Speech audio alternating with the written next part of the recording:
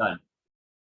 All right, there you go. Thanks. Sorry Now about we're, that. now we're on the record. Okay, so I'm Alex Chediak. For those of you just joining us in the recording, thank you for having me. And yeah, so I was telling you, a lot of people I think go to college kind of by accident, not really intentional, not really thinking about what it's going to take to succeed in that next step. And college is more expensive than ever, time consuming, and a lot is at stake in terms of the future. You enter kind of as a child and you leave hopefully as an adult. And so we want to make sure that we do a good job with it. And we want to, this book is written for students to help them succeed in the college years. It's ideal to read it maybe like the last summer before you go to college, or maybe the last year of high school. Start talking to your parents about what college is going to be like. That's kind of the intention, the heart behind writing the book. It's a series of conversations that I wish somebody had had with me before I went to college. So we'll start with 4 verses that I think help us orient our college experience. Let no one despise you for your youth. Set the believers an example in speech, in conduct, in love, in faith, in purity. Whatever your hand finds to do it with all your might. Whatever you eat or drink, whatever you do all for the glory of God. You shall love the Lord your God with all your heart, and with all your soul, with all your strength, and with all your mind.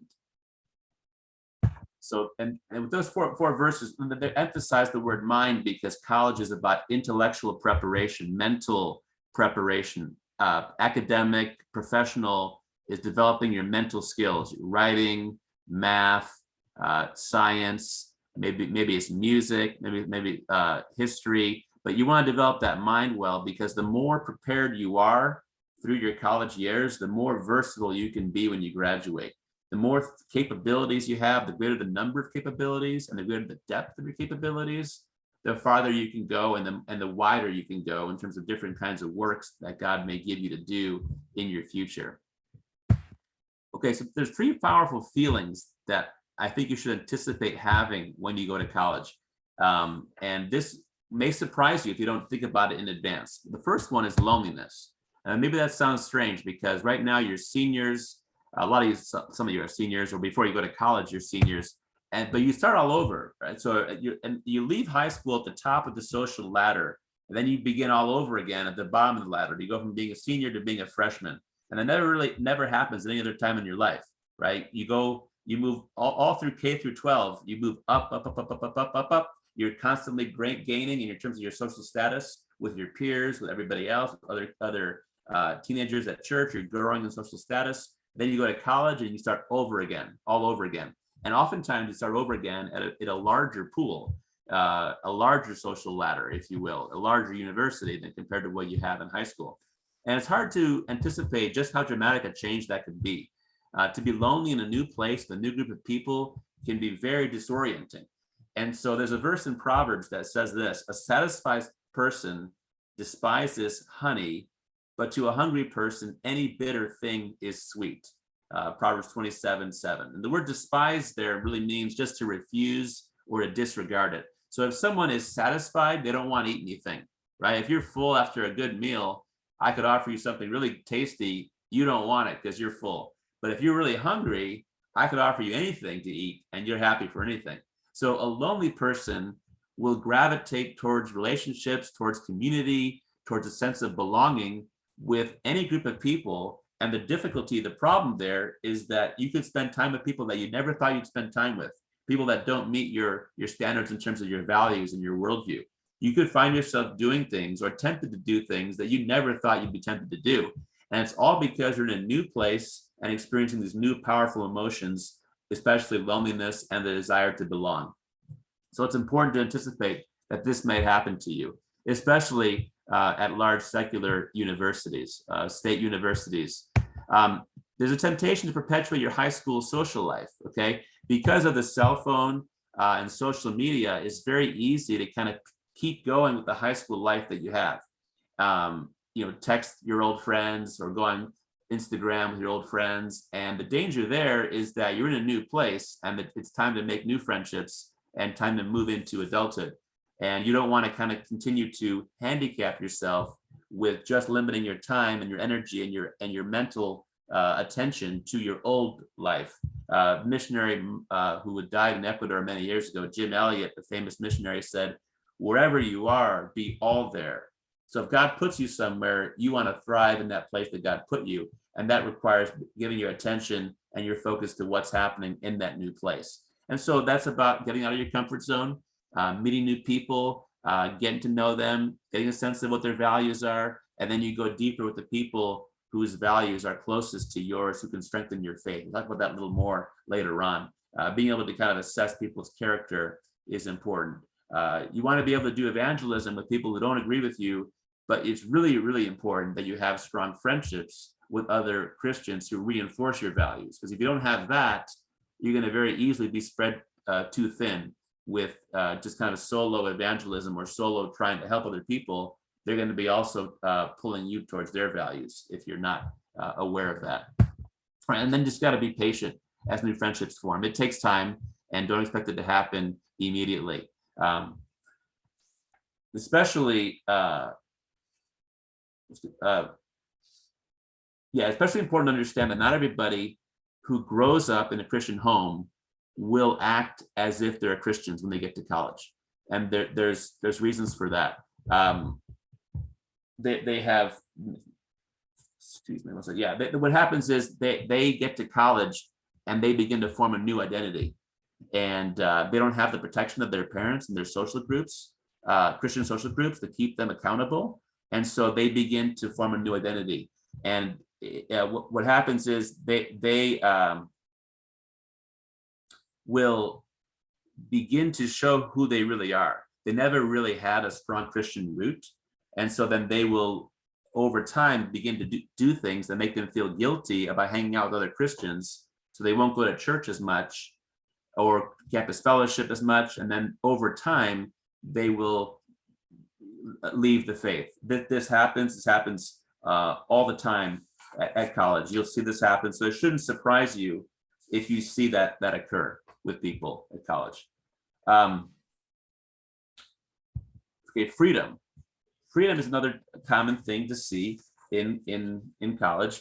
You have a lot of freedom at college because you don't have as much of a structure in your life. You have half as much class time as you have when you're in high school, but you have like double the homework.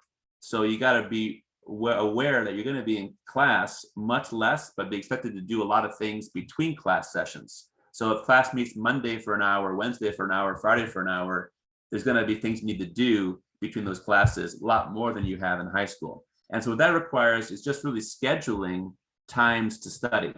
If you schedule those times to study, they're more likely to happen. And then you won't have like a schedule, you won't have the appearance of lots of free time.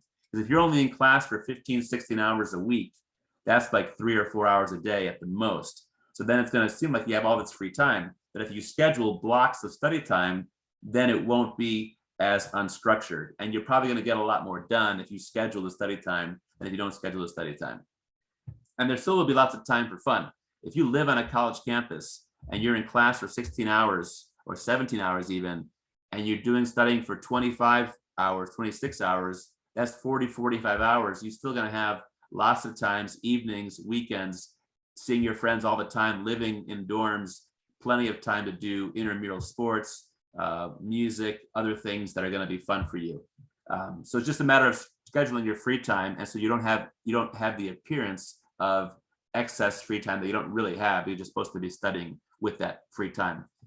Okay, this is what I was going to mention earlier: is people will reinvent themselves outside of the home. They will that freedom will be so disorienting to them that they will not come to class, maybe develop immoral habits, maybe. And even though they said they were Christians when they were growing up, maybe they told you they came from a church home, but they begin to leave the faith, and that happens. So there's a verse in 1 John 2 that says, "They went out from us, but they were not of us. For if they had been of us, they would have continued with us." So people that are Christians, they continue to be Christians into the future. We're told that Christians persevere in the Bible. God disciplines us, God brings us back to himself, but Christians last over the long haul. And maybe they'll come back later on. We don't know what God's doing in their life. Maybe they'll be disciplined by God and they'll come back, but maybe they never were Christians. So just be aware that not everybody who uses the word Christian in college means the same thing by that word. They may mean that they were superficially or nominally Christian and never really meant a lot to them personally. They were borrowing the faith of their parents. They were able to live an external Christian life when there was external supportive circumstances. But once the circumstances are gone, then they're no longer going to be living that kind of life. So that happens, unfortunately.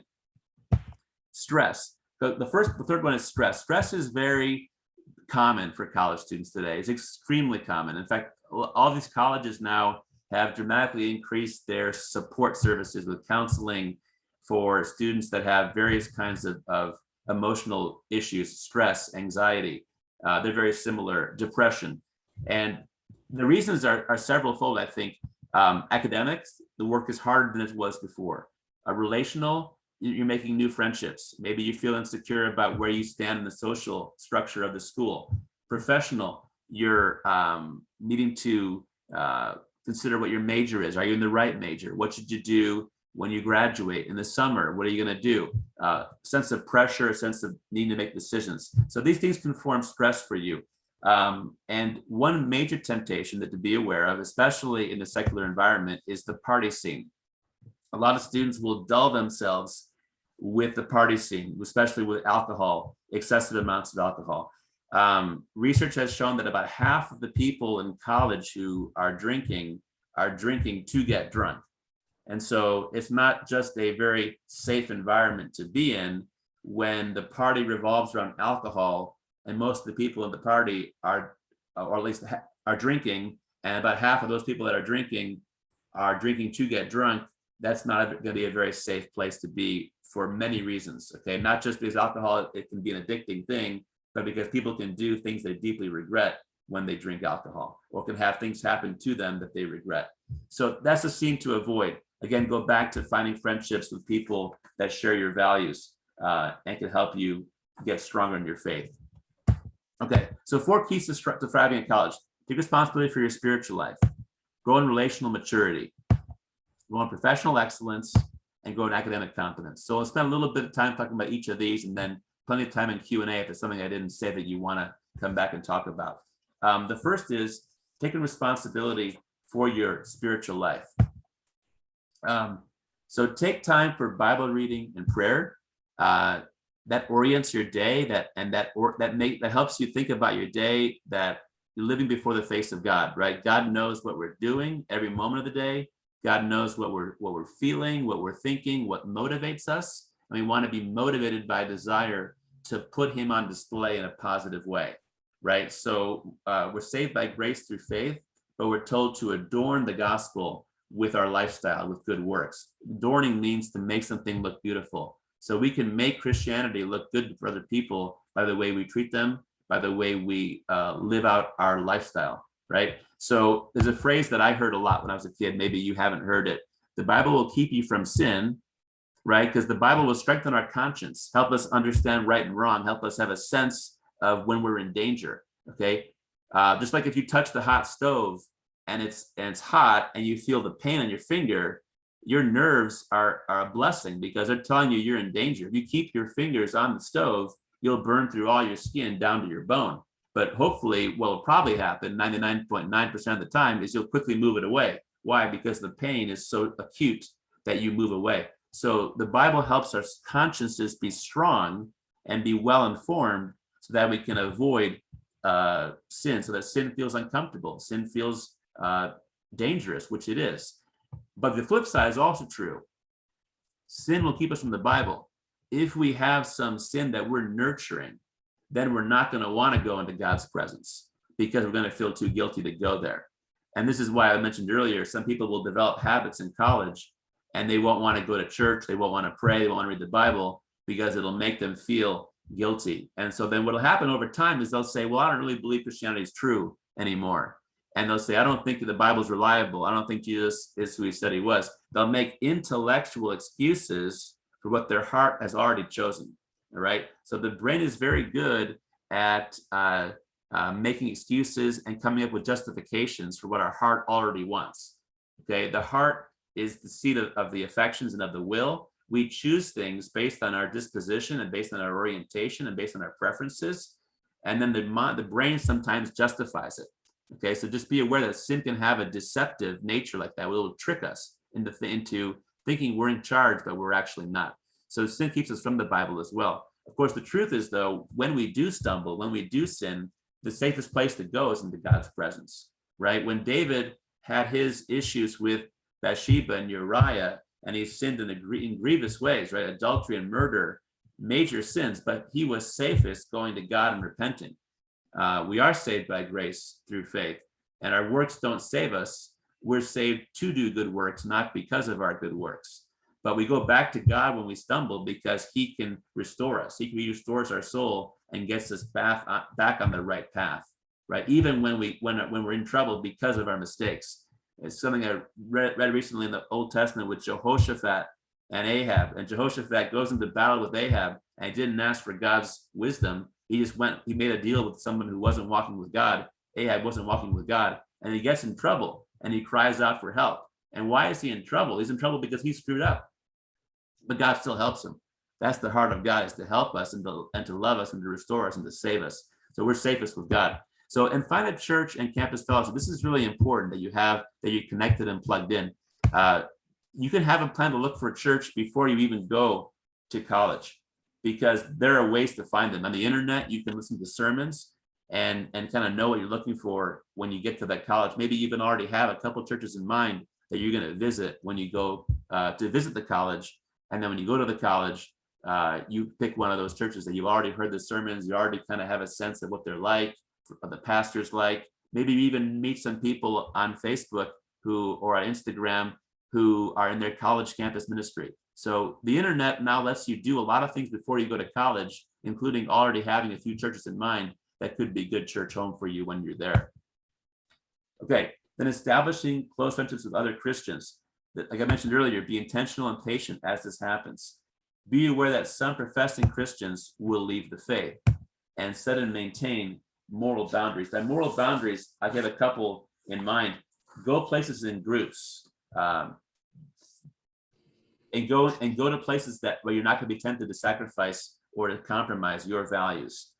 Don't rush into relationships with the opposite sex. Okay, avoid, because you have 4 years to get to know them. Right. A lot of times what happens is you meet somebody, girl meets a guy meets a girl, and they get along really well, and they begin to spend a lot of time together, and it goes too far too fast, right? Or they put on the other person this idea of a perfect companion, a perfect future spouse, and they end up falling in love with an idea and not the real person. So you want to get to know the person as they really are, and not just who you think they are, who you want them to be. So maintaining boundaries of how much time you spend with somebody and where you spend that time with them, very important. Avoiding prolonged privacy with someone of the opposite sex is a very wise idea. You can be alone with them in a group, like on a hike with a bunch of people, and you're talking just to them for 20, 30 minutes. That's a way to get to know them, but you're not in a place where you're maybe tempted to compromise your values. Or you're in a coffee shop where you're alone, but you're also in public, or you're walking to class, you're alone, but you're in public. So there's ways to do that. Other thing is watch your energy level. When we're tired, when it's late at night, our inhibitions get lower, and we're more likely to do things that we regret. The flip side, of course, is that when we're tired, it's also harder to leave sometimes. So you got to be aware of that. Have you ever been so tired that you can't go to bed, that you're watching TV or something, and you're tired, but you're too tired to get up? So that's what we got to just tell ourselves, okay, I'm tired, I'm not thinking too well, I got to get out of here, and I can see the person again another time later. So having boundaries, very, very important to have boundaries. All right, let's go to relational life. I got a little bit, where am I in this stuff here? Okay, yeah, here we are.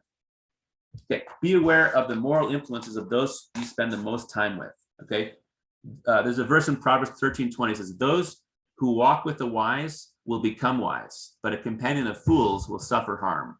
So if you're with wise people a lot, you're going to become wise. If you're with foolish people, you're going to suffer harm just like they do. It's just a matter of time. That's just the principle of life. Okay. So the people that you spend the most time with, the people that you invest your heart and soul to, they're going to have a lot of influence on your life.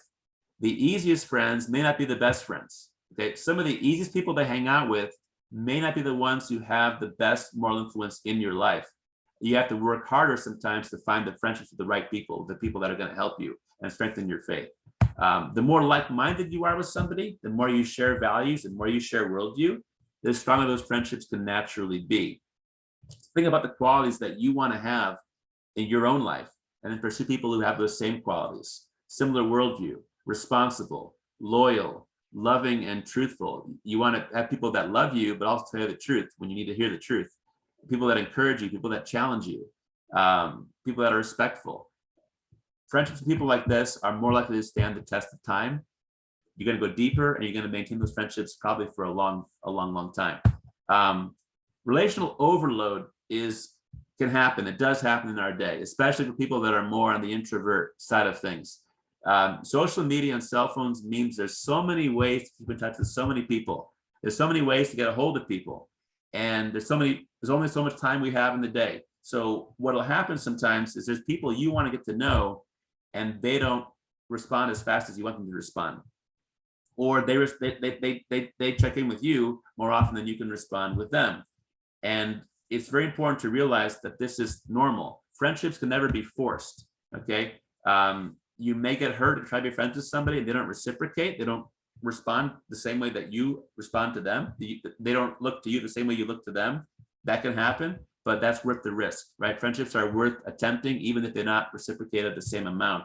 All you can do is seek to serve them. Love seeks not its own, right? Love seeks to serve. Look to help, not to be helped so much. There's a verse in Proverbs 25:17. Let your foot be seldom in your neighbor's house, lest he have his fill of you and hate you.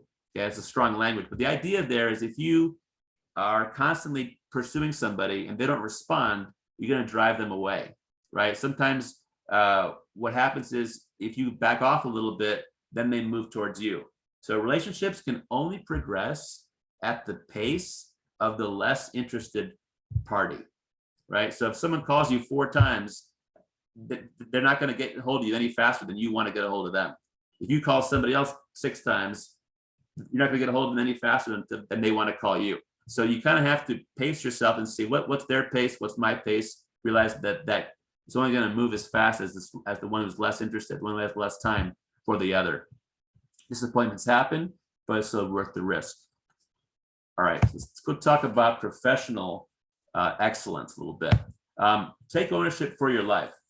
All right, practice responsibility and acknowledge and learn from your failures, and learn to make decisions and to learn from them.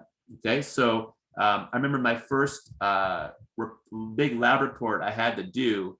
I sent a rough draft to the TA who was going to grade the report, but I didn't have permission to send it. So sometimes English professor will say, send me rough draft on Friday, and I'll get you my feedback by next Friday, and then you have 2 weeks to turn the final result.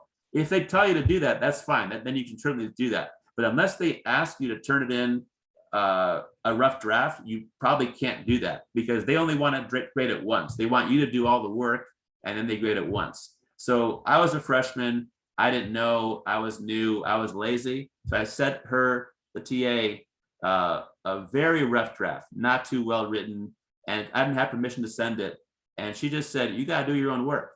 And also you got to spell check your own work. So I had lots of spelling mistakes. So what I learned from that TA was don't ask someone to do for you what you have to do for yourself. Okay, it's okay to ask for help, but you want them to help you to help yourself. You don't want them to do it for you. So make sure the way you approach your professors, the way you approach your teaching assistants, TAs, is you always want to be respectful and say, here's what I did. Can you give me any ideas to do it better? Or don't just say, hey, here it is. Tell me everything that's wrong with it. Because then you're basically saying, I want you to grade it for me now so that I can tell you later on, hey, I did what you told me to do, and now you can't take any points off. Because like if I tell my TA, hey, tell me if the lab report is good, and she says, oh, it's good, and then later on I get a B minus, I'm going to be able to complain and say, hey, you told me it was good. So that they don't want to do that. They only want to grade the report once, if that makes sense. Ask me questions later on if that doesn't make sense. The point is do your own work, do the whole thing, and then turn it in once. That's how it works. If you need help along the way, go get help for little parts, not try to get the whole thing like that.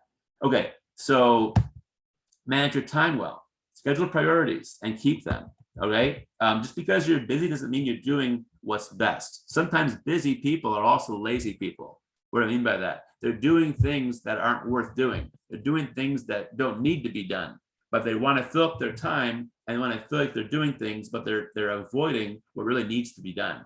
So they're being lazy, but they're busy. So what you want to do is schedule priorities and do the things that matter. Do the hard tasks right away. Okay, if you have a big paper due in 2 weeks, don't wait till the last minute. Chip away at it. Do a little bit Monday, then Wednesday, then Saturday, then next Monday, and then sooner, before you know it, it'll all be done. If you wait till the last minute, it'll be overwhelming. So you want to manage your time, chip away at the hard tasks, and they'll be less intimidating that way. Make commitments with care, and then keep them.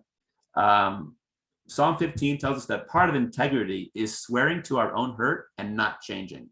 So swear to your own hurt means even if it's tough, you keep your commitment, because that's your word is your bond, and your ability to keep your word affects your reputation. So reputation gets bad, then it's hard to erase it, hard to change that. All right. So once you tell someone you're going to do something, you really should do it, unless there's a very good reason. And if that happens, you call them and you say, I'm really sorry. This came up, and I'm asking you for more time for this or for that. And usually people are reasonable, but you got to be willing to acknowledge that if it's your responsibility, then they're probably not going to give you extra time on assignments. That usually does not happen. Be careful with excuses. It's very tempting to make excuses for our own failures. And the reason is that it's very comforting. It's very much makes us feel good in the moment to make an excuse. Because if I make an excuse, the problem's outside me. It wasn't me, it was something else. But the problem with that is I'm much more likely to repeat that same mistake if I make an excuse. Because if whatever happens wasn't my fault, then I can't learn from it. Then I can't grow from it. Then I can't get better. But if it was my fault, that hurts, right? It hurts to say it was my fault. But if I can swallow that pain, now I can learn from it. Now I can grow from it. Now I can be better next time. Okay, academic competence. So the question a lot of students ask is questions, when am I ever going to use this stuff? Okay, when am I ever going to use this? And that's really the wrong question to ask, because everything that we learn in college will indirectly benefit us down the road, either directly or indirectly. Directly sometimes, if it's like computer code, and then you're going to do that same code, that same programming language to build something for your job, that's the direct use of what you learn in school to the workplace. But most of the time it's indirect. It's okay, you learn how to be a more analytical, rational person through math and science classes. You learn how to be a better communicator through speech and English classes. And then some job you have later on is going to benefit from all those skills combined. So think about what you're doing in school is meant to help you think well and live well. Not just to do one job, but to do lots of jobs and to become a better person in the process. Whatever your major, you want to graduate as a well-rounded, intelligent, articulate person who can work in a variety of environments, strong problem-solving skills, communication skills, people skills. Those things benefit you no matter what your job is, and they benefit you for a lifetime, not just in one job. This is really important in terms of the grades. Find joy in the journey and let your grades be the byproduct. Okay, so I tell my students, don't worry about the grade. Okay, you worry about the grade, you end up choking and you underperform. You just have to do what you're doing as best you can. Be in the moment, on the test, on the paper, do it the best you can, and then let God take care of the results. All right. And usually if you do that, you can relax and just do what's in your power, the results take care of themselves. You end up doing better than if you're anxious. People that are anxious who worry about the result, they end up underperforming because the anxiety blocks their ability to perform at their level. Now, what does affect performance? Talent, background, hard work, smart work. So talent, think of this as just how naturally gifted you are for a certain subject. Hopefully through high school, you're learning there are some things that come natural for you, some things that don't come natural for you. Maybe you're good at music, maybe you're not. Maybe you're good at sports, maybe you're not. Maybe you're good at math and science, maybe you're not. Same with English and history or writing classes, maybe you're good at it, maybe you're not. So different people have different levels of natural ability. The parable of the talents that Jesus talked about, some have 5 talents, some have 2 talents, some have 1 talent. That's okay, that's the way it works, because we're supposed to have a diversity of gifts so we can each serve each other in the body of Christ. The other thing is background. Some people have a great background better than other people. So like when you get to college, you're going to be in a class with, say you're taking a calculus class. You're going to have some people who have a really good math background and some that don't. And the ones who have a good background have an advantage over the ones who don't have a good background. But talent and background are largely outside your control when you get to college. What is in your control is hard work and smart work. So hard work is putting in the time, going to class, doing the problems, doing the reading, read the entire assignment. Don't just skim it, read the whole thing carefully. No substitute for doing the work. Smart work is getting help the right way, going to office hours when you need help, going to if they have tutoring sessions, going to those if you need help. Don't be too proud to get help. Most people need help at college at some time in some classes, all right? So asking professors to help you to do better, how you can do better. Have them give you a hint, not do the whole thing for you, just give me a hint. And then if I can't quite get it, give me another little hint. And help the teacher work themselves out of that job of having to help you one-on-one, being able to take the burden on yourself. So just give me a little bit of a hint to get you going the right way. One thing I learned in college was to focus on the main principles in any class. I would often get too focused on the detail and miss the big picture. And so learning how to pick up the main concepts, and then if I don't have every part of the lecture written down, that's okay. Follow the main points of the professor, and don't get behind in taking the notes by trying to get every little thing down on the paper. Last concept: recognize that grades give us an accurate reflection of our true skill in the subject. Okay, so like my first test, I got B-. In my last year of high school, I had almost all A's. So I was very surprised to get B- on a philosophy test. And what I realized was it was very helpful for me to actually learn that my essay writing skill was not here, but here, right? I thought it was way up here, but it was actually down here. So it was good that I learned that, because that's one way I can get better.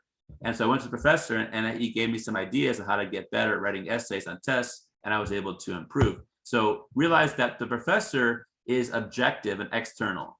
And it's important to have feedback about your major, about a particular class, or about a major, as it's just as important to have external objective feedback as it is to have subjective internal feedback. You want to pick a major, you want to just discovering your calling is about figuring out what you're going to do for work, like when you graduate. In that process, there's really 2 things. It's learning what you're good at and what you like.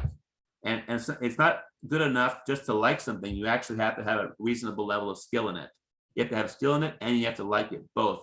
And our professors can help us realize how good we are at things.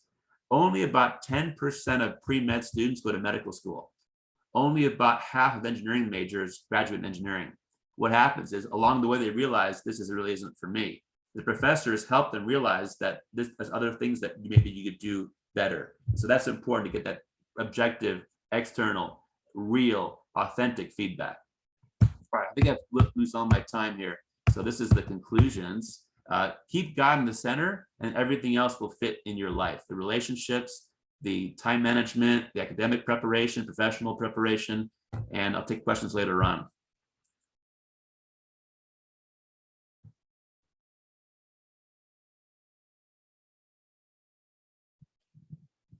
Okay, is that it? That's it for this first one. Yeah. Are there any questions y'all have? I know some of the stuff he went over, maybe as a college professor, it's a little bit different than you imagine college. Is there any questions y'all have?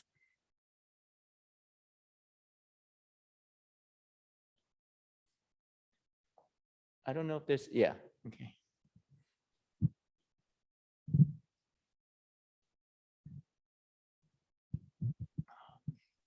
How do you find churches in college? Yeah, so that's a great question. So I think once you kind of have a church, a college in mind, you can do a search for churches in that town and just go on the internet and look at that location and look at churches within like say a 5 mile radius, 10 mile radius, and you can look at their beliefs, maybe the denomination, go to their website, look at the sermons, maybe download a couple sermons. So I'm thinking even before you go to that college, you already have a few churches in mind. Um, you also can look on their college website and see if they have campus ministries on campus that are active, like either navigators or crew or intervarsity. There's lots of different college ministries, Christian ministries, and they're usually on the college's website. You can find the name of the leaders in those groups and ask them, hey, where do your people go to church? How often do you meet? How many people do you have at your meetings approximately? Find out what the Christian uh, uh, community is on that campus. Every school is different. Christian colleges, you could find out from there, are all your students have to be Christians or can some students be non-Christians? So some colleges, Christian colleges, have only Christian students. Other colleges, other Christian colleges let in non-Christian students. You could ask them, what percentage of your students are Christians? What percentage of students are not Christians? And what churches do your students go to when they're at college? Get the names of 3 or 4 of them, go look at those. So those are a couple different ways you can do it. Does that answer your question? Or do you want to come back with another follow-up? Yeah, that answers my question. Thank you. Okay, sure.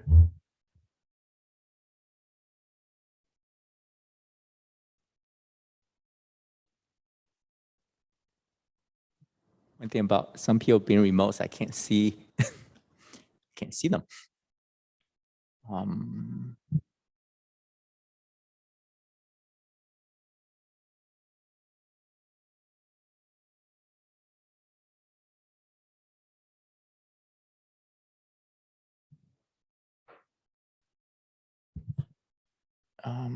Okay, I think that's it, and we'll take it. Let's take a 5-minute break, and then we'll Okay. come back, and we'll do the second session geared a little bit more to the parents. But if you have questions afterwards or during the break, let me know, and we'll get you back in here to talk. Okay. Let's do a 5-minute break. Okay.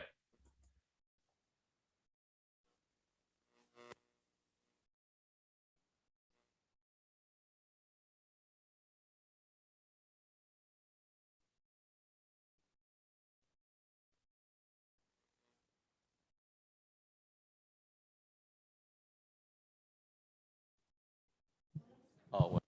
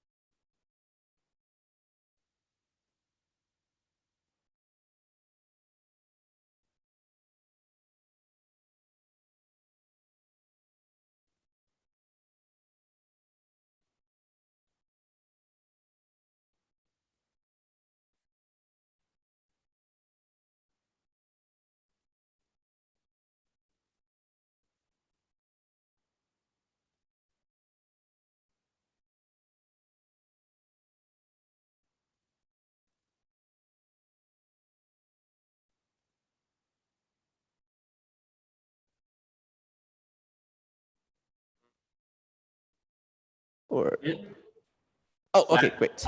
I paused it so there wouldn't be so much of a long break. Yeah, okay, great. This will work.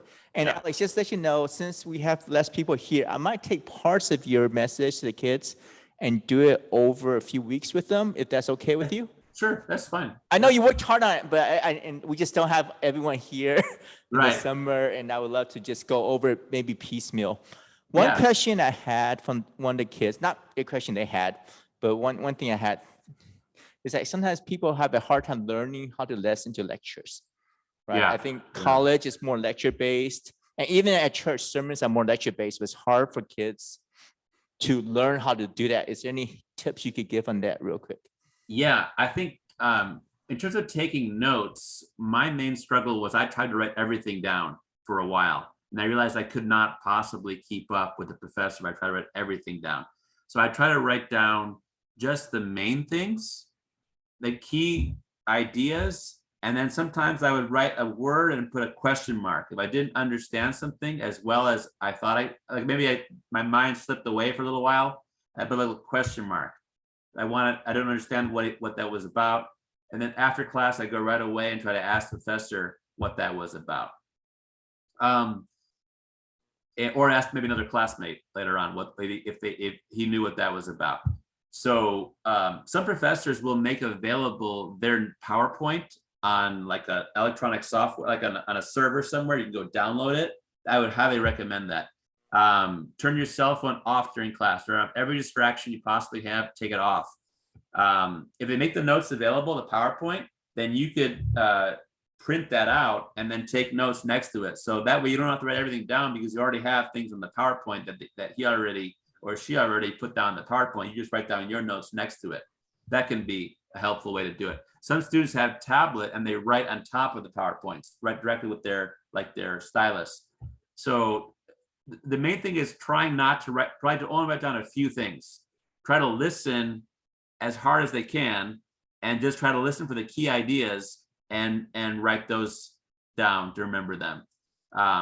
If the professor makes time for questions, definitely ask questions. If they're going so fast that nobody can follow, then you have to raise your hand and try to slow them down. I'm going to mention this in the message to the parents. Some colleges are more teaching based, some colleges more research based. And there's sort of advantages of small schools versus big schools in terms of how much the professor cares about teaching and is evaluated by how well he teaches. So like small school, usually they evaluate the professor more by how they teach than how they do research. And that's advantageous to undergraduate student because the teacher is accountable to the students in terms of making sure that he teaches well. So that can be advantageous, but that doesn't really answer your question. That's a little off topic of your question. The point is that raise your hand, ask the question, make sure the professor knows that you're needing help. If he doesn't want to take question right there, then go see the professor afterwards for the things that you didn't quite follow in the lecture. And over time, your ability to focus for a long time will increase. I think what happens sometimes is the attention span, especially with COVID, people were at home and watching things online, maybe press pause every 10 minutes and start again.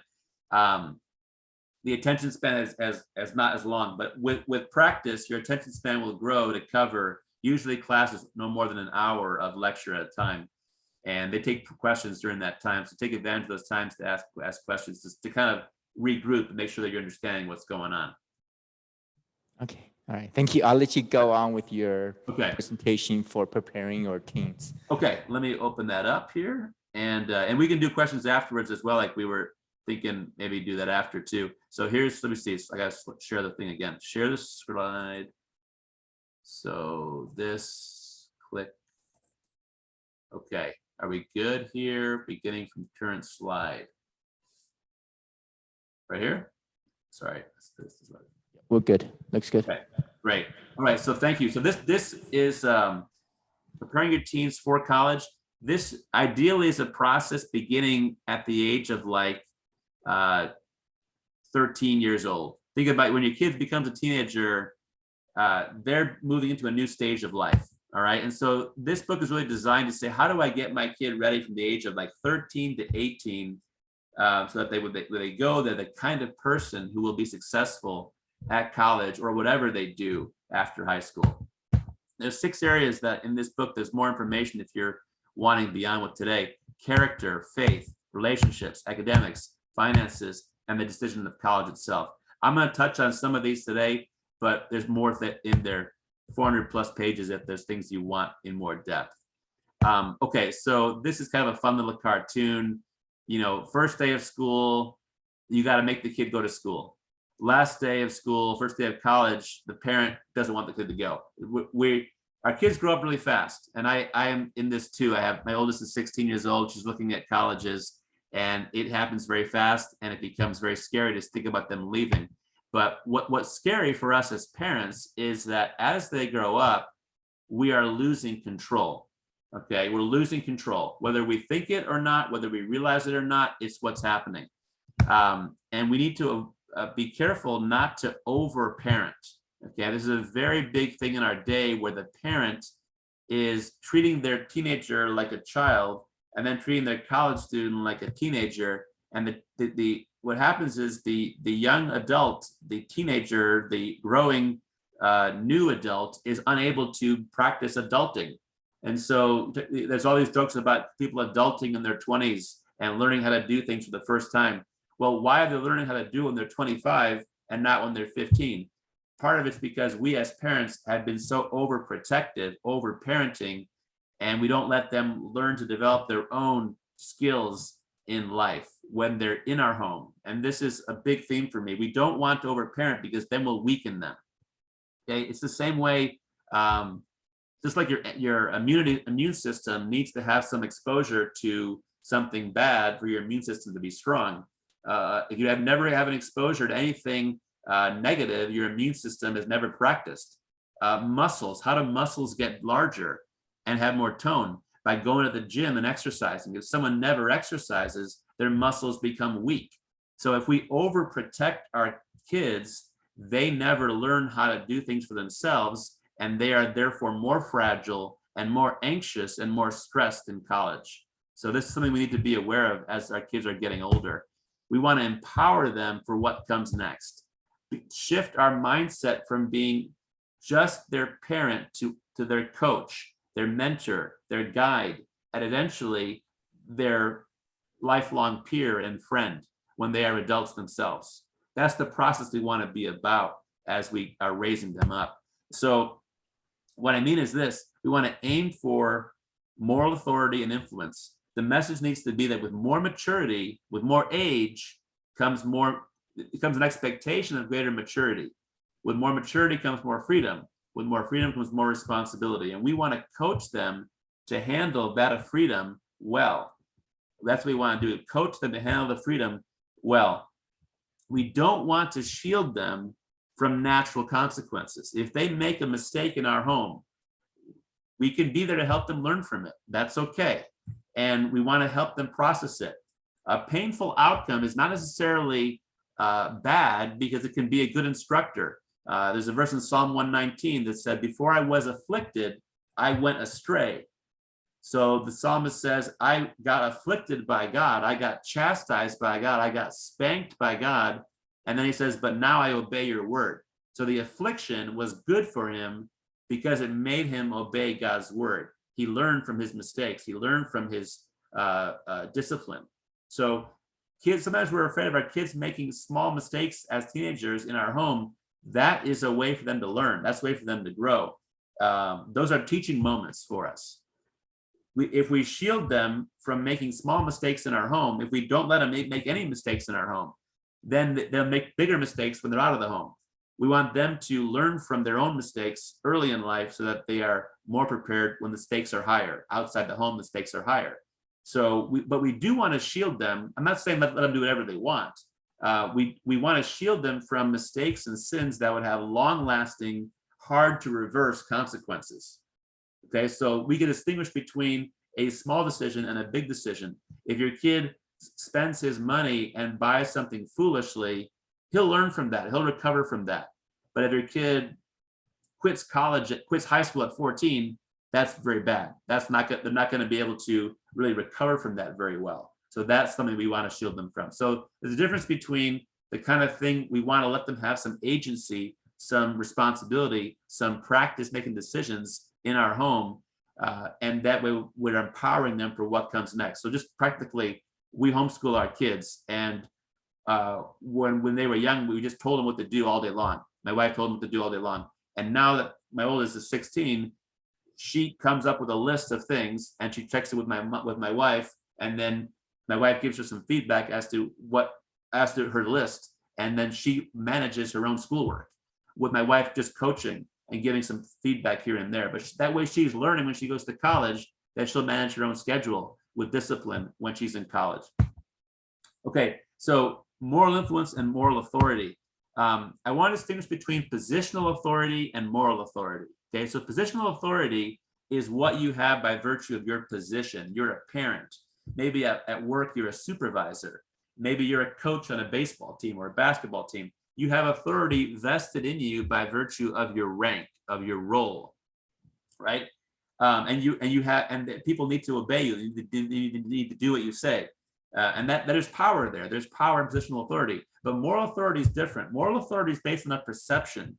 Okay, to the extent that somebody thinks that you're wise and loving and competent, so wise and loving, competent and caring, to the extent that they think you have their best interest in mind, to that extent you have moral authority in their life. They will lend you authority. They will ask for your feedback. They will want to obey you, even if they don't have to. Okay, that's what we want with our teenagers. We want to have moral authority in their life so that they actually want our wisdom. They want our counsel, and that has to be earned over time. They have to believe that we have the best interest in mind. That we're not just telling them do what I say because I'm saying it. It's do what I say because it will go well with you. It will be good for you. We appeal to their self-interest. Positional authority is ultimately weaker than moral authority. Why? Just think in your own life. Have you ever had a boss who you didn't like, who you didn't think liked you, who was a jerk, or who was just a mean person, a selfish person? You didn't want to work very hard for that person, probably. If anything, maybe you had fear for them, but they didn't inspire you to do your best, most creative work.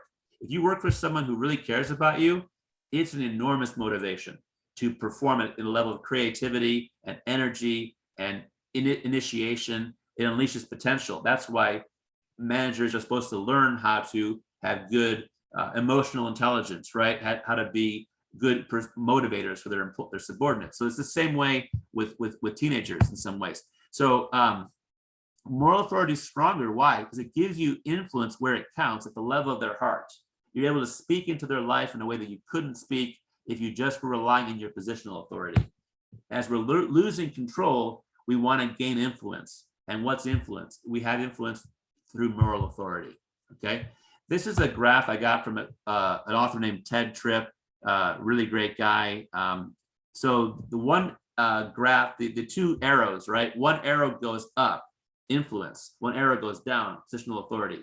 As your children are getting older, your positional authority is decreasing. When they leave your home, you don't have any positional authority, virtually, because you can't call up and say, hey, go to bed now, or hey, do your homework now, hey, eat your vegetables now. You can't do that. It's too late.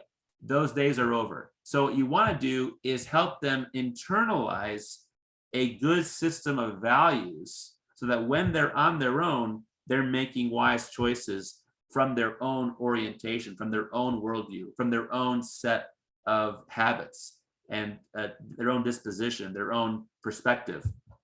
Okay, so what we want to do is use our influence to shape their character, and mainly cultivating responsibility. The most important thing for teenagers to learn is a sense of agency and responsibility for their decisions, for their life, and to not blame other people or other circumstances for what happens to them. Okay, even though things are tough sometimes, the one person we have the most influence over is ourselves, and we must learn to master ourselves. Understanding cause and effect. When I fall short, why did that happen?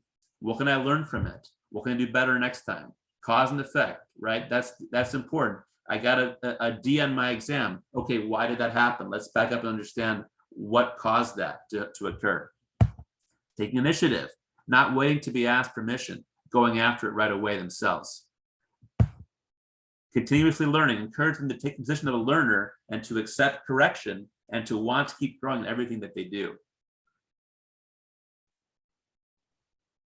Faithfulness in small things leads to larger responsibilities.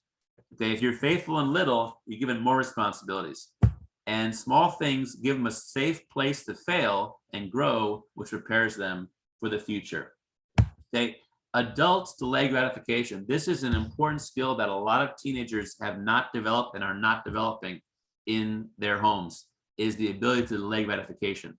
So there's a great verse, I'll read it in a moment, but this is my phrase that I say to myself or to other people: dominate your responsibilities or they will dominate you. Okay, it's one or the other. So I tell my students, there's going to be an exam in 5 weeks. Start getting ready today. Okay, if you start getting ready for today, when the test comes, it's going to be easy. If you wait 4.5 weeks, it's going to be almost impossible. So if you dominate your responsibilities, you're going to do well. Otherwise, they'll dominate you. And the verse is in Proverbs 24, I passed by the field of a sluggard. It was all overgrown and with thorns. The ground was covered with nettles, and the stone wall was broken down. And it goes on. Then I saw and considered, and I looked and received instruction. A little sleep, a little slumber, a little folding of the hands to rest, and poverty will come upon you like a robber, and wants like an armed man. So the point is that, what has this person done? This person has been lazy. This person has not attended to their work. And so their life comes crashing down on them. Their field is overgrown with weeds because they never took care of it. No successful person always does what they want to do in the moment. All right. We have to go to bed early if we have a test the next day. We may not want to go to bed early. Too bad. You have to be able to subjugate that impulse to stay up with the greater desire to do well in that exam or in that paper or in that athletic competition or the musical performance. Okay. There's a great football coach, Christian man named Tom Landry. He was a strong believer in Christ. He used to say, my job as a football coach is to make men do what they don't want to do so that they can become what they want to become. His point was that you come to play football, you're not going to be a great football player or a great football team unless you do a lot of things that you don't really want to do in the moment. But collectively, they will make you great. And then you'll look back on it and you'll be glad that you did those things. And that's the mindset you want a young person to develop. If they can develop that early, they're going to do much better. We're willing to do hard things now that will pay off later. Okay, like preparing for a test, you'd rather be playing. Like preparing for a recital by practicing your musical instrument. Like preparing for a competition by regularly practicing your sport. These are the things that you have to do in day by day by day by day by day, and they pay off later on. All right. Relationship between work and play, very important. The world's view is that work is a necessary evil, and schoolwork cuts into my free time. Thank God it's Friday, I live for the weekend. This is a very common mentality in the world. Those of us who have jobs in secular workforce, you know this is a very common thing. You have people who count down to the day so they retire, right? Work's a necessary evil. We don't want to think of it that way because God made work for us. It's good to have work. Work is not the result of the fall. Frustration with the work is a result of the fall. God is a worker. We were made to work. Adam and Eve were assigned duties before the fall, before sin, right? Work allows us to make the gospel look glorious. Work allows us to serve our neighbor. Work gives us meaning. Work gives us purpose. Work is very, very good for us. If you look at people in the world who are the most sad, it's they don't have anything to live for. And work gives us a sense of duty, a sense of meaning, a sense of calling. And so we want our kids to learn to value working and to be able to work hard and to find joy in working hard because of what it does for other people and what it does for them. God's view is that play is meant to be and as I was going to say, as students, being a student, your work is the schoolwork. So your work is developing your intellectual and academic muscles so that you can have a more versatile set of things you can do when you graduate. So the student says, well, I'm happy to work. I want to, part-time job somewhere. Okay, that's good. That's valuable. But also your work as a student is to learn, is to apply yourself mentally so that you can have a variety of things you can do later on in life. Okay, so God's view is play refreshes us for our work. We need play, we need rest, but it's meant to rejuvenate us for our work, not distract us from work, not replace our work, but refresh us to do our work better in the future when we're rested. So what does recreation mean? It means to recreate or reinvigorate our energies. That's necessary, but it's meant to, but the work is important. The work is valuable. So recreation is essential. Okay. We need to have times of refreshment, but it should be limited. It shouldn't dominate our life. Okay. So like with our kids, we have time limits on things like video games. Why? Because otherwise they'll just dominate the whole day, and we can't let that happen. And we also make them do it after their work is done, right? That way it's a treat. It's a way to reward yourself a little bit and refresh yourself for future work. Too much recreation will lull us away from our responsibilities rather than refresh us for them. Should be intentional. We should choose what we do, because if we only have so much free time, only so much recreation time, we want to choose it wisely so that we're doing things that really are valuable for us, that really help us get refreshed. Should empower us for our work, not distract us from our work. Just because we can do something doesn't mean we should do something. Should do that thing. Even in our recreation, our attitude should be an attitude of worship, an attitude of thanksgiving. Recreation is a gift of God, just like work, just like sleep.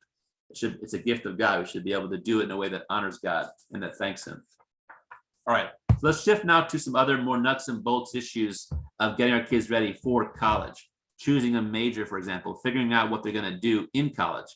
Now, your college major is important because it sets the path of what classes they'll take and what jobs they'll more readily access when they graduate. Some students change majors, and that's okay, but it also means probably taking longer to graduate these days.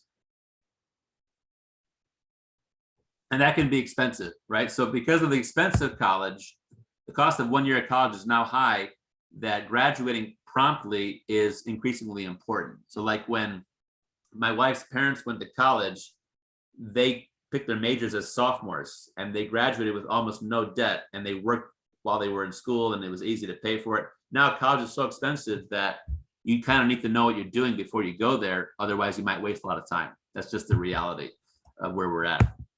All right, so what are some principles of choosing a major? Identify the intersection between interests and talents, between strengths and delights. So talents, strengths, interests, and delights. You're looking for that spot, that overlapping spot, okay? Now, ultimately, it's three things, okay? Passion, competency, and demand. Here's what I mean by that. If you have, what are they, first of all? Competency is what you do well. Competency is what you do well. Passion is what motivates you. Not always the same thing, right? Not always the same things.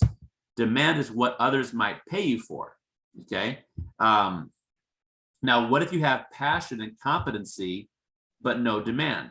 So what if I like to play tennis and I'm pretty good at it, but no one's going to pay me to play tennis? Well, then I have a hobby. That's a good hobby, right? A good hobby is something that you do pretty well and you like it, but there's really no one's going to pay you for it. Okay, that's a hobby. What if you have passion for something and there's demand for it, there's a market for it, but you're just not that good at it? Well, then you're not going to be able to be successful in that area. Okay, so what if I like music and there is a demand for people who can play music or teach music, but I'm not that good at music? Well, then that's not going to be a good career for me, a good area, a good major for me. What if I'm good at something and there's demand for it, but I just don't like it? Well, then I'm going to be bored. Okay, so like right now, my daughter is really good at math and she's good at music, but she loves music and she doesn't like math. Now with math, she could do math, science, engineering, lots of jobs, right? Lots of majors she could do. With music, it's a little bit harder because most people are not going to be, Carnegie Hall selling their own albums, that kind of thing. More likely, you're going to teach other people music. And maybe you have class in music, maybe you have class in voice, maybe you lead choirs, but that's what she loves to do.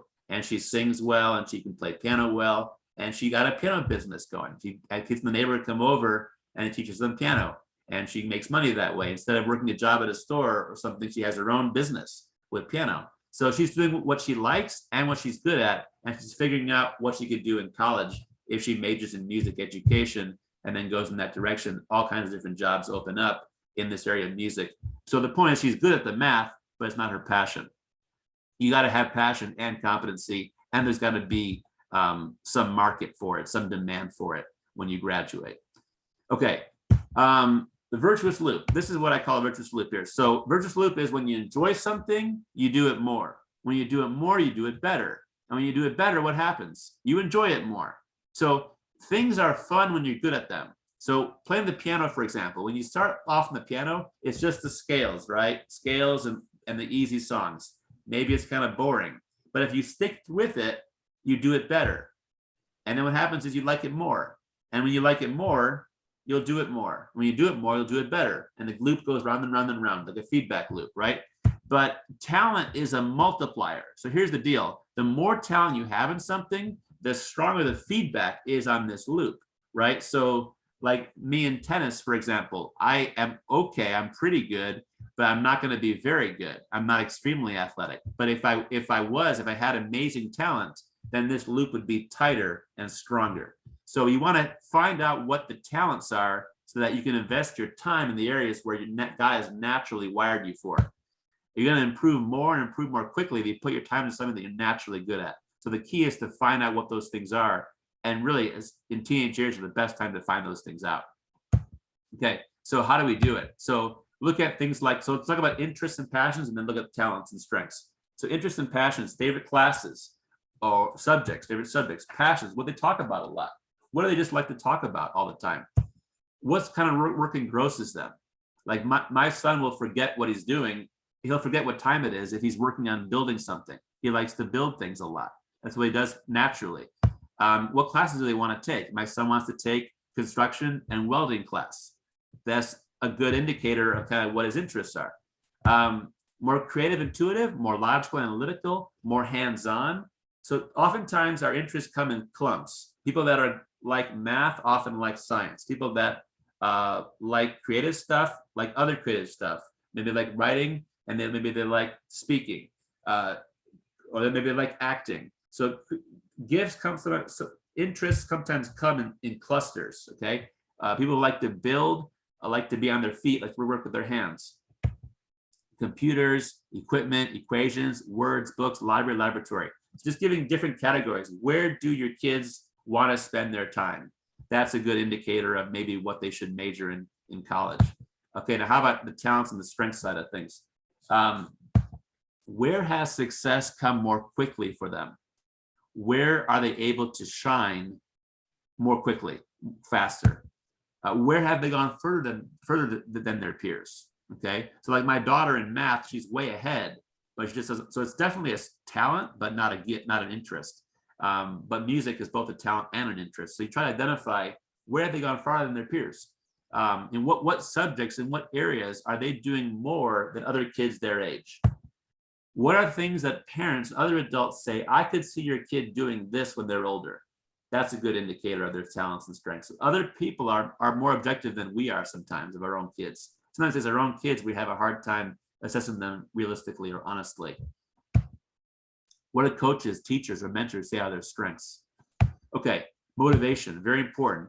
Financial motivations are common but dangerous. Right now in college, almost everyone says they're there to make more money. Okay, and on one hand, I understand they're paying to be in college. It's very expensive, so they want to make more money. That makes sense, but to one level. But we want to be careful that our motivations to glorify God and use our talents and skills to serve others with excellence. That's what we are ultimately, our motivation should be.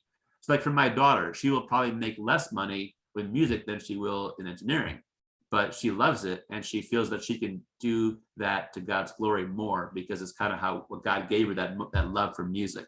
So the motivation needs to be, how can I use what God's given me to serve other people? My neighbors need a blessing from me.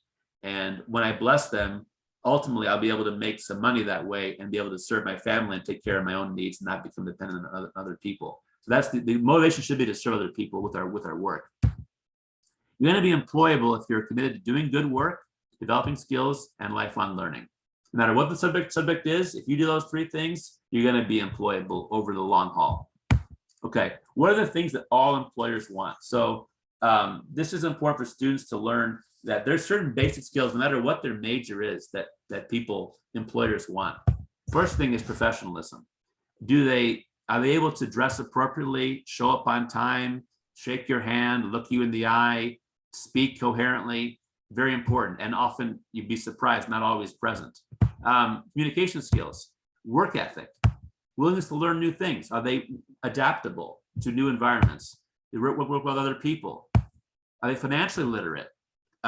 Especially for some jobs, being able to do some numbers with some money is important. Critical thinking is important. Okay, now let's talk about finding a college. 4 things to consider in finding a college. This is kind of our last big topic. And Christian community, affordability, academic excellence, size. So Christian community, I already mentioned earlier about churches and campus organizations. You can assess the churches that are in advance, or if it's too late, when your kid's at college, you can help them look at churches in their neighborhood and say, look around for some, ask your friends where they go, find the Christian organizations on campus. Where do those people go to church? Listen to the sermon, see if it's good teaching, go to it, meet the people. You definitely want to have a college that has Christian community, whether it's Christian college or not Christian college. You want to have Christian community at that place. And nowadays, you can have a network before you even get to the campus. You can already have a network of people that you know at that college who are Christians.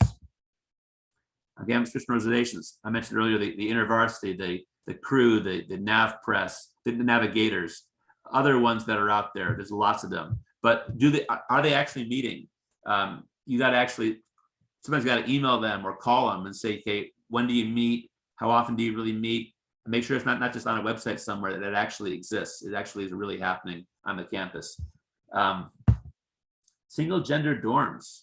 Okay, this is a lot of state schools now don't have dorms where it's all girls or all guys, or even on the same floor, all girls, all guys. And this to me is kind of a big issue, because there's a lot of big problems that happen when you have dorm room where it's like 2 girls in one room, the next room over there is 2 guys, or even some colleges now are not distinguished at all. So that's something you want to know about, because that can affect the culture of the college. When you have things like that, it can be very uncomfortable.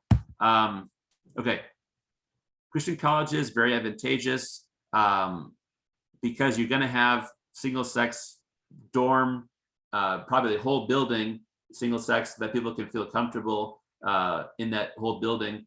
But even there, you want to assess Christian commitment at that college. So like I said earlier, some colleges are more Christian than other colleges. Some Christian colleges have faith statement. All the faculty need to sign, all the staff need to sign. Not all Christian colleges do that. Some are Christian colleges in name only, or they're historically Christian, but they've kind of abandoned their commitments over time and different ways. So you want to look at, is there a faith statement? Do all faculty sign it? Do all staff sign it? And then maybe do all students sign it? You can have a strong Christian college with some non-Christian students, but you want to know what percentage of students are non-Christians. If it's 80%, that's going to be a lot different than if it's 10% or 20%. Okay, affordability. Commuting saves money. Okay, that's one way to really save money at college. And a lot of people are doing that. They're commuting to college now. Very common. You can find what's called your EFC in advance. Okay, it's probably going to be a big number, bigger than you want to spend. But that's just so you know that when you do the FAFSA and you fill out the financial aid form, it's going to come out with a number, and that's the number that the colleges in general think you should be able to pay to go there. And then for specific colleges, you can check their net price. So what's net price? It's the price is what you have to either pay or borrow or earn after you've gotten financial aid, either grants or scholarships, either need-based or merit-based. Once you've gotten all your gift aid, the money that you don't have to pay back, how much do you have to actually pay for or borrow or earn while you're there? That's net price. And what happens is there are income quintiles. What's an income quintile? Top 20%, second top 20%, third top 20%.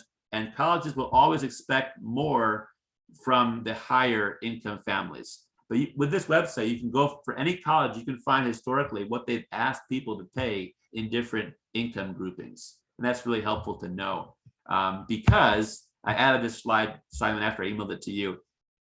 Private colleges are often more affordable than people think because they discount a lot. This is grants only. Last year, about 50% was given to students. So that means if the tuition was 40,000, you only were paying 20,000. Half was given to you. Why? The school wants you to be there. Okay, now some people get even more than half. Who gets more aid out of private colleges? The better students. Okay, so with that website I mentioned earlier, with that same website here, this NCES website, you can find out what is the 25th percentile and 75th percentile SAT or ACT score. If your kid is top 25%, they're going to get more aid than if they're bottom 25%. It's really simple. If you are an above average kid at that college wants you more. So they'll give you more aid to get you to come there. Okay. I can take questions about that later on if people want to do. Academic excellence, very important, I think, for college. There are some colleges that they're called reach schools, match schools, safety schools. So a reach school is a school you apply for and you might not get in. In fact, maybe you only have a 25% chance of getting in. That's okay, apply anyway, you might get in. Match school is at your level. Safety school is below your level. So safety school, you're almost certainly gonna get in. Safety. Reach school, you probably won't get in, but you might, never know. And match. And there's pros and cons of each of them. Sometimes if you go to a reach school, you go to school where you're maybe a below average student at school, maybe that school helps bring you up. If you grow in your maturity in high school, and then you go to a college where people are working hard, there's a phrase, a rising tide lifts all boats. When you're around other people who work hard, they make you want to work hard. And then you rise up and you perform better and better over time. Alternatively, there's a benefit of going to safety schools. And here's the advantage there, is if you are one of the best students at a school, let's say you go to a school that's below your level and you're a top 10% student. Well, guess what? Every professor is going to know you as a top 10% student. Who are they going to give attention to? To you. Who are they going to recommend for internships? You. So you're going to have more access to perks and opportunities because you're one of the best students there. This is what I did, actually. I went to a school where it wasn't very hard to get into. And I actually was turned down by some schools that were hard to get into. But at the school where I was, because I was able to be one of the best students, it made me more confident, more motivated. And that's how I got into a good graduate school later on, was because by doing a good job in my undergrad, I set myself up for more success in the future. So it can work out that way too. There's pros and cons. Learning environment versus party schools. Party schools, be aware if the environment of school is party, then your kid has to have more discipline. They're going to go there. If your kid's not disciplined and the school has a party atmosphere, not a good combination. Core curriculum. These are the required classes. Okay. A lot of colleges now are watering down their required classes, making them easier and easier. Why? To make the students happier and happier. Okay, this is a little secret of what happens is over time, standards get lower, grades get higher, colleges get easier. Why? To keep the students happier. Okay, this is happening all over the country, especially with COVID, is all kinds of high schools, probably you know this, the high schools lower their standards to keep the students moving forward, okay? Last year at college, all of us professors gave some of the lowest grades we've ever given to students because students came out of a 1.5-year pandemic and they haven't learned the things we wanted them to learn. So maybe they failed our classes. Well, that's good for them because then they can repeat them and succeed. If we pass them through, then they're becoming less and less and less prepared. And we just kick the can down the road. So we have to stop the bleeding and say, okay, repeat the course and make sure you learn the material. So core curriculum are the classes that you have to take to graduate. They should be good classes. They should be legit classes, not fluff classes. Because if they water those classes down, that's a bad sign about how that school values or does not value academics. I hope that makes sense. If a school does not water down their core classes, they probably haven't watered down anything else either. It's a good sign. It's a good sign. All right. The college should tell you these are things we want you to take in order to be a well-rounded, intelligent student. They ought to be real courses like a history class, a couple English classes, a math class. Everyone should have some of everything so that they're well-rounded. Okay, large and small schools, real quick. So So there's pros and cons. There's not one right answer. So large school, usually that means a state school. So they're going to have more programs, more course offerings. You're going to have a lot of specialty or niche degrees. All right. You're going to have research faculty. Now, the advantage of that is if you want to work in research as an undergraduate and you're a really good student, you have more opportunity to do research if that's important to you. You're going to have a wider brand name. So alumni network. So if you go to a school that has 20,000 people, there's lots of graduates. So when you graduate, people know your school and there's an alumni network. They often want to hire people from that same school. That's very common. Public school, less expensive. Okay, what are weaknesses?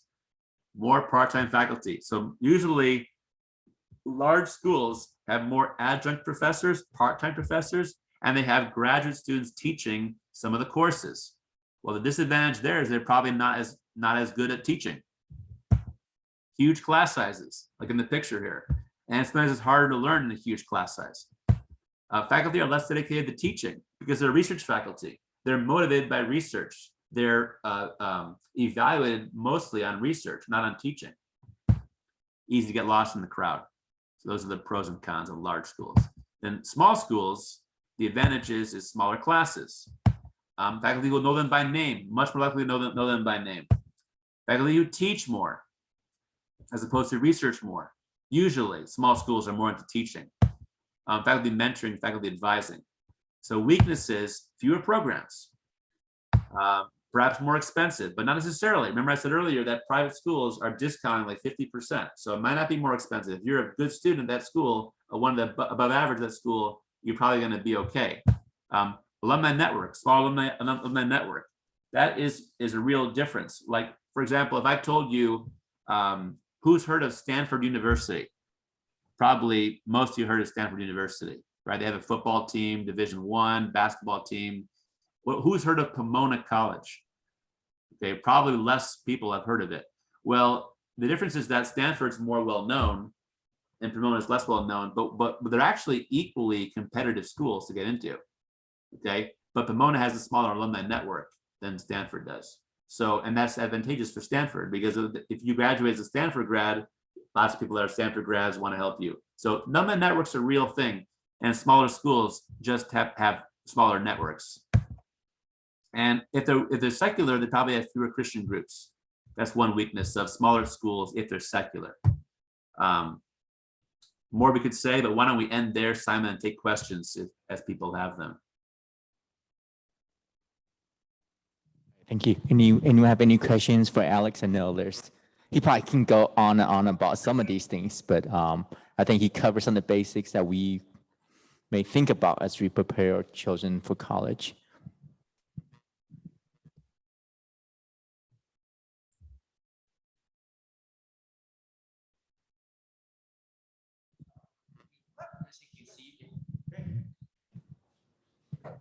I think since you wrote the last book, I know it's back there. Sorry. So you can like the camera, he'll see you, Okay. but he can hear you. No.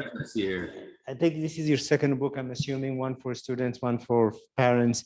I'm just curious to know, I looked at the book, I read the book. It's about probably 10 years old now.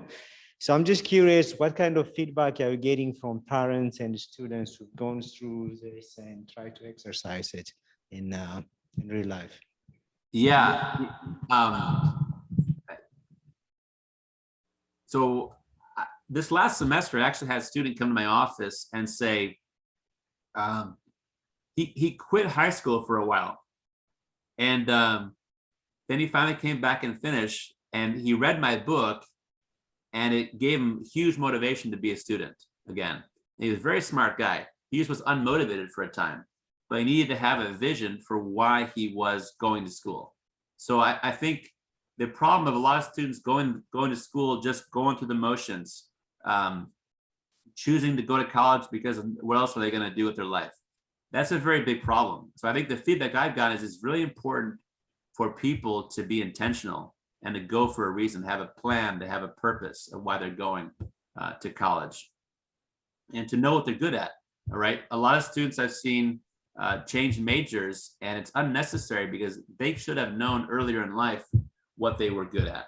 I'm thinking especially of people who say that they're going to be engineers, but they're not very good at math or science, or they say they're going to be doctors, they're not very good at science or like biology. So there's certain signs that if you're not good at certain things, you're not going to be able to succeed in a certain major. So knowing who you are earlier is, I think, important. And I think the more parents are intentional with their kids early in life, I'll tell you one thing I always hear about this book, the Preparing Your Teens for College book. Parents will read it when their kid's 17, and it's almost too late. Their kid's leaving for college the next year. So the college preparation process begins a lot earlier. Like you have to actually be applying to colleges your senior year, but you have to be visiting colleges your junior year, SAT, ACT your junior year, getting ready for those tests like your sophomore year. So the time to start getting ready is like 12, 13, 14 years old.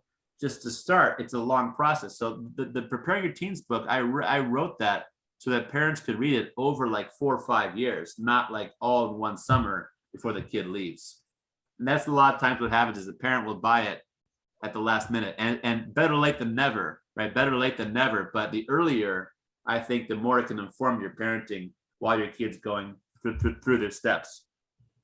Like we have our youngest kid's 11 years old. I'm already thinking about what are her interests and talents, how do they overlap? And we're already talking about it, talking about what she likes to do, what she does well, some things that she likes, but maybe she thinks she likes, for example, like animals. She likes animals, but she doesn't like being dirty. Well, if you want to work with animals, you get dirty a lot. So I'm talking to her about, say, do you want to, do something where maybe you go into biology, you're working in a zoo, you're working in a nature center of some sort. Well, it's going to be dirty. It's going to be work that you come home and take a shower afterwards. You don't seem to like that. So we talk about that. And she also likes history, and she's really good at history. So they talk about that is more clean, right? You don't get dirty studying history. So talk about if you like these things, if you like these certain subjects, what kind of jobs could you do with those subjects? And then also another thing that I didn't mention was finding adults in your church maybe or in your community who do those kinds of work for a living, and get them to talk to your child about what that job is like or what it's like. So like I know several people in my church who are welders, and I tell them now that my son thinks he likes to do welding, what should he do, and get their advice of how to get into those kind of professions. So identifying people who can help your kids learn more about who they are and move up in that field with greater confidence. These are things that you can start doing in high school, and don't wait till your kid's 18, 19, 20, start doing them earlier. Does that answer your question? Anyone else?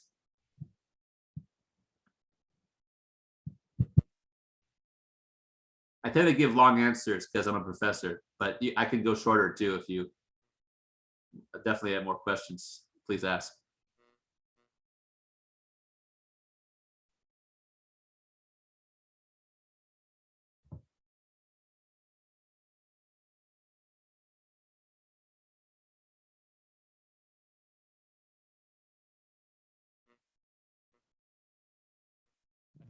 You come up, or you want to sit there? Okay. I can see her now. I can see you. Hello. Hello. Yeah. Hello. My daughter is just 14 years old. She Yeah. just turned 14, and this summer she insists to apply job at like the fast food, like in restaurants or wherever. So I was wondering, if this is good for her or not, because most of my friends' kids, they don't do that. They are busy with something else, not like work at outside, So I don't know, this is, what's your opinion Yeah. So doing that? I think it's good for what's the phrase? Too much free time. Excuse me. Too much free time for teenagers is dangerous because they waste the time. They goof around too much. They don't do productive things with the time. So I think in the summertime, it's good to keep the kids somewhat busy with things that are good for them. So maybe there's a academic camp they can go to. Maybe there is, maybe they can do some summer school and get a little bit ahead. Summer job, working at a restaurant or things like that. First of all, I'm not sure they can get many jobs at the age of 14. My son is 14 and he wants to work, but most people will not hire him because he's too young. At least in California, he's too young. But I think it's good for them if they can do something. I think the advantage of a job, I like the idea of kids having part-time jobs in high school. I'll tell you why. It's becoming more and more rare that kids have jobs in high school. But there's things you can learn from a job that you can't learn from a teacher. Teachers will not tell you certain things as bluntly as a boss will. When I was 15, I had my first real job. I mowed lawns and I got some money that way. But I finally got a job at a store bagging groceries when I think it was 15. And I remember the second or third day of my work, a part-time job, a few hours here and there. I came, I think 5 or 10 minutes late. And my boss told me, if you are late again, I will fire you. I thought, wow. But I never was late again. And no one ever spoke to me that way before. No one had ever spoken to me with that kind of authority other than my parents. My parents spoke to me with authority, but nobody outside my home, no teacher ever spoke to me that way, no coach was supposed to be that way. And I learned they could replace me. They don't need me. They'll find somebody else. And so I learned the value of being on time is very important. And I was never late again. So I think there's things you can learn from a job that maybe you can't learn at school. So I don't know if maybe 14 is too young, but it's okay to do some part-time work. Most people come to college today and they have not ever had a job part-time. And I can tell because they don't know how to be on time. They don't know how to deal with authorities. And so there's the skills that are learned from that job. Now it shouldn't dominate their time so much that they can't do their schoolwork, that would be a problem. Okay. All right, thanks. Yeah. Yeah, she applied lots of places and only one place, contact her and which is Chick-fil-A. And, That's a good place to work. yeah, so yeah, she's pretty happy and excited for that. Yeah, it's good. It's good to learn to work hard when you're young and to do things that maybe are dirty and repetitive. And you develop discipline, you develop an ability to work hard, to control yourself and to show up on time, to be submissive to a boss. You learn things. The other thing I think a lot of teenagers don't think about is using their skills to find work. So like my daughter with piano, when the pandemic came, people are home from school, right? So she said, she has a keyboard. She put the keyboard outside. She said, I wash the keyboard, I wear a mask, your kid comes for half an hour and I coached him. And some people didn't do it. And we didn't do it right away. We did it we waited like 6, 7, 8 months after the pandemic started. But then she got a lot of students who wanted to learn piano. And now she makes good money teaching piano and she has to turn people away. So I think maybe it's not piano, maybe it's can they tutor math to younger students? Can they tutor reading to other students, other kids younger than them? So think about how they can use their skills to help other people. That's another kind of work that teenagers can do. Okay, thanks. Does that make sense? Yeah. Thanks. And the other benefit of that is as they learn to make some money, like we taught our daughter how to do some money management. Now she has her own bank. She has a bank account that we can see and she can see online. And she has a debit card and she does her own spending with her own debit card. And we teach her how to, take care of that and how to, with the money that she makes, she puts 10% to a pile to give. She puts some away to the long-term saving, and then some of it she spends with her friends. But she learns to manage her money, which I think is another important skill for kids to learn a little bit about when they're still in high school.